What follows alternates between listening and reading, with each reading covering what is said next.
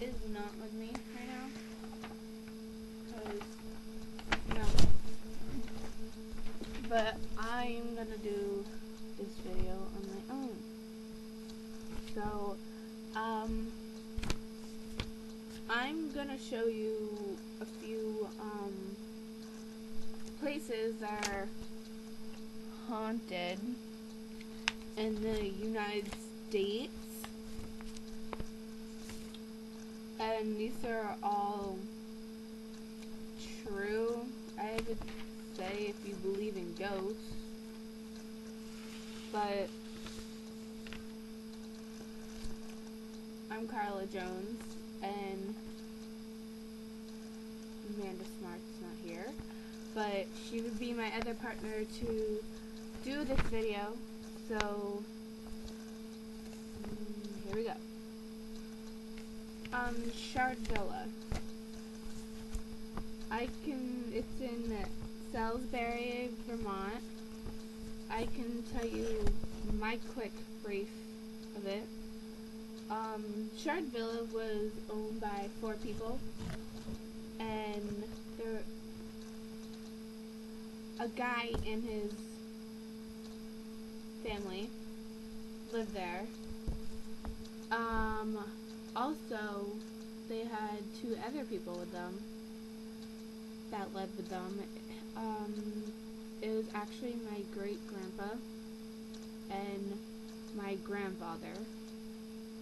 So, yeah, a little bit of history there with that place. And then, the story I got from my great-grandpa is that the guy with the family, his family died because of a sickness, and so then my grandpa and his dad had to give away the place because they couldn't afford it on their own without those guys. So they gave that up, and the people that lived in that house with my grandfather,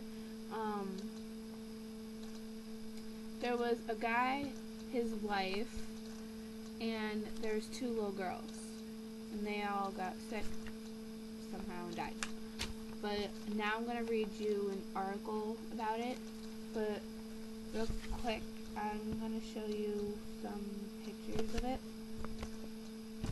So, that is the ceiling with the chandelier. And that is another ceiling of it. That's up the hallway. And then this is Shard Villa. It is now known today as a, what would you, I would call it an old folks home for, like, their kids send them there to, like, get help because they're, like, unable to live with themselves and there's no room in, like, the family to take care of them. So that's what it is now. That's what it has been for about 30, 40 years, something like that. But I'm going to read you an article now about it. So, Shard Villa. The house was owned by this man and his family. The family ended up dying. The house is now used as an old folks' home. People who live there claim they have heard glass break, but when they look, nothing is broken. They have seen a young girl who wears a red dress and walks about and is friendly with the residents. So that's what we got on Shard Villa. And now I'm going to read a different article. The Eastern State Penitentiary. And it's in Pennsylvania. And this is what it looks like.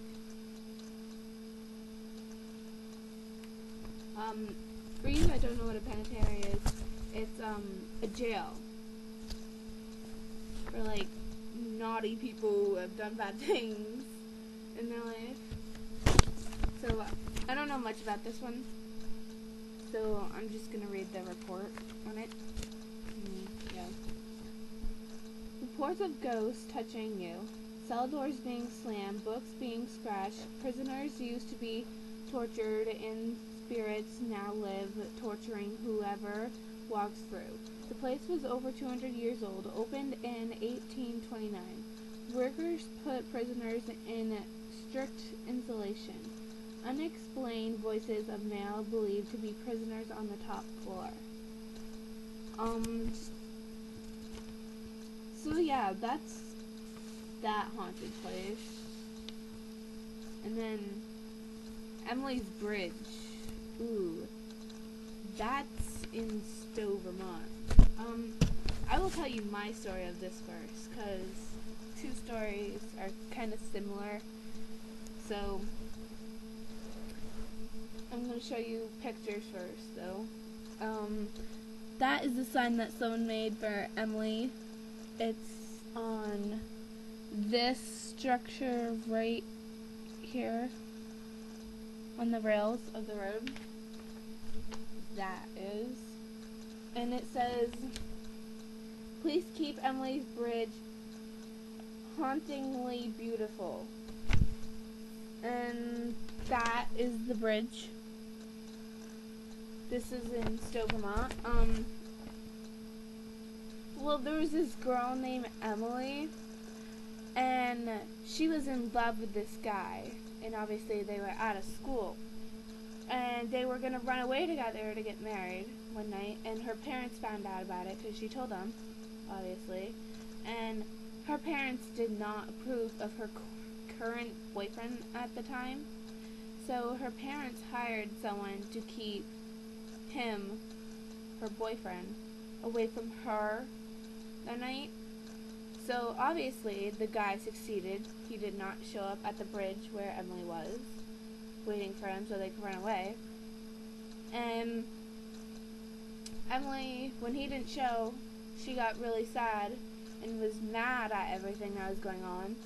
So Emily hung herself on the rafters of the bridge.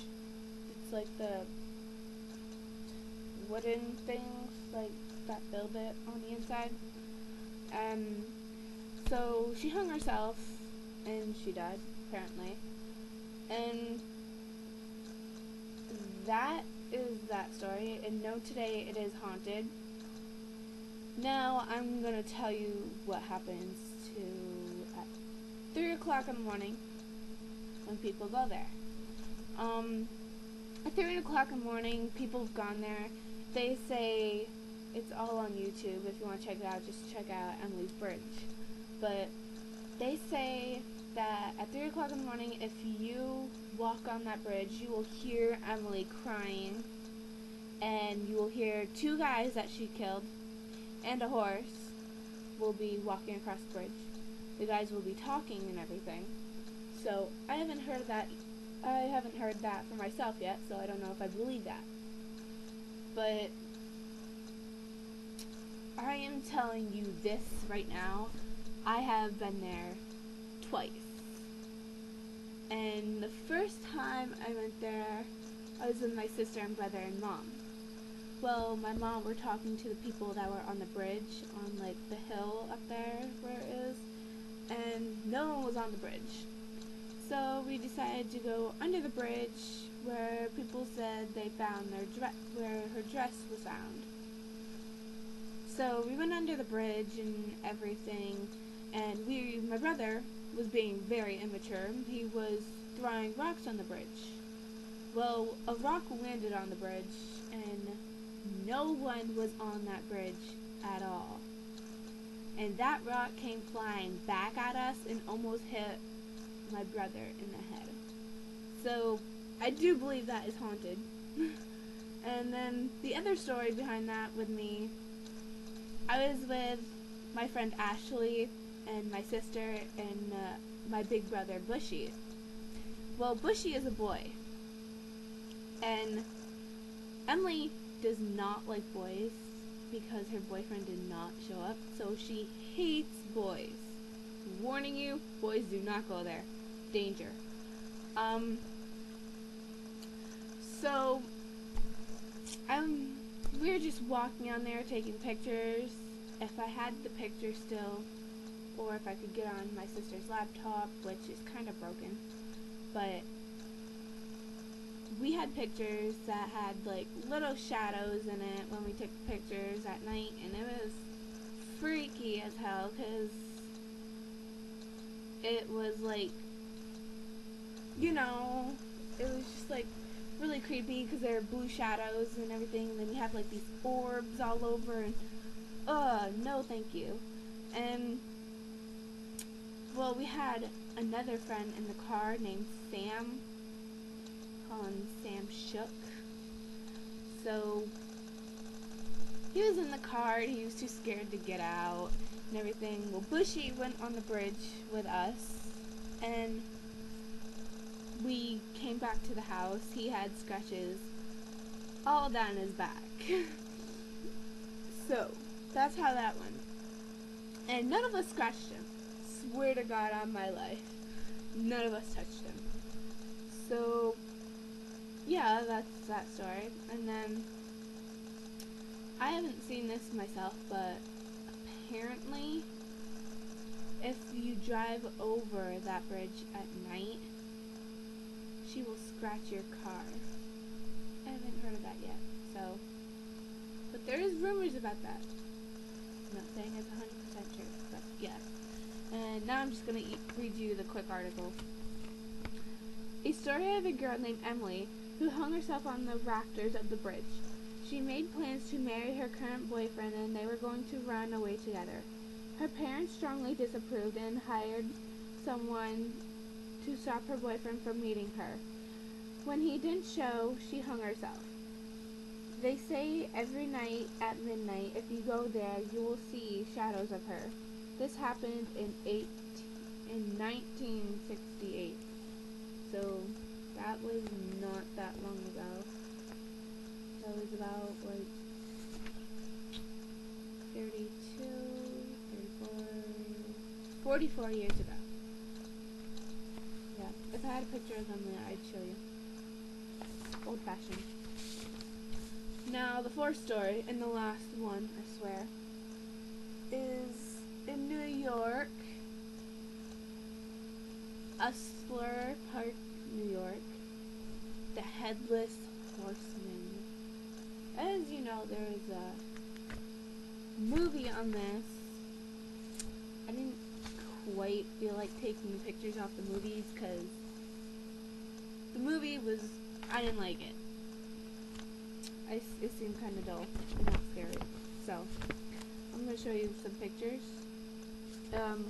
That is his grave. And that is where he lived. So now I'm just going to read you the article because I don't know much about him. So, Usler Park, New York, named World's Best Haunted Hayride story about jealous man who beheaded his true love's lover just to be with her. The ghost now haunts whoever steps foot in the area of his tombstone or area he was killed. So, my friend didn't add all the details to this, but he was in love with this girl, and she was not in love with him, obviously.